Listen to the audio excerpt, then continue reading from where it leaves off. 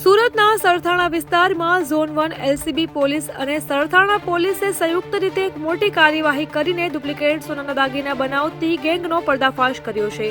આ કાર્યવાહીમાં પોલીસે 12 આરોપીઓની ધરપકડ કરી છે।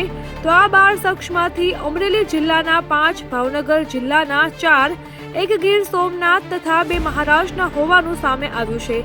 આ રેકેટનો પર્દાફાશ તો ત્યારે થયો જ્યારે મુખ્ય આરોપી વિવેક વાઘેલા સહિતના આરોપીઓ યોગી ચોક ખાતે આવેલા શિવ મંદિર જ્વેલર્સમાં ડુપ્લિકેટ સોનાની ચેઇન વેચવા ગયા।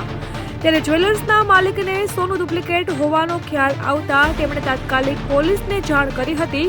જોકે આરોપી હરીશ ખટાણા અને વિમલ નામના 2 આરોપીઓ ડુપ્લિકેટ સોનું આપીને ફરાર થઈ ગયા હતા।